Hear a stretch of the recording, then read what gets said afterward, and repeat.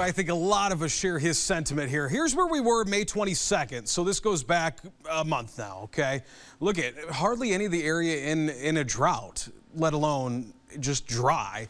But that changed quickly as we went throughout the next several weeks here, every week increasing more and more. And now much of the TV6 viewing area with really a focus along and south of I-80 in that severe drought category, even extreme down southwest of Mount Pleasant.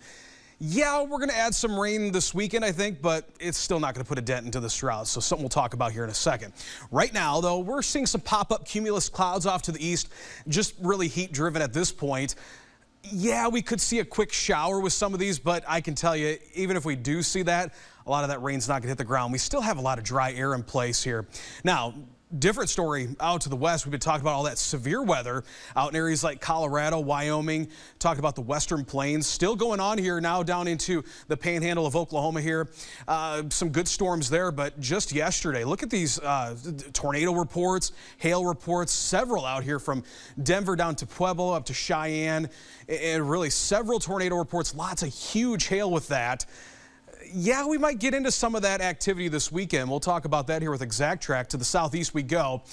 Again, we got to get wedged in between these two systems. You got this system out here giving the Carolinas, talking about the eastern seaboard, some rain. They've seen a lot of rain, cooler temperatures, and all that activity out to the west. Guess what? We get wedged in this dry air. This is the water vapor, shows the moisture in the atmosphere. That funnels right in, and yeah, hey, we stay with that dry conditions. Now, Exact Track showing, okay, here we go. Friday, clear. It's going to be nice. It's going to be hot. And as we get into the weekend on Saturday, yeah, any activities? We're talking the air show going on, Coal Valley days going on, a lot of events going on. You're going to be in good shape. But come Saturday night, watch this. We're watching this complex. You'll start to see some development here in the afternoon, okay? There we go. Once we get into 7 o'clock in the evening, we'll start to see some storms develop out to the west. These will fire off here.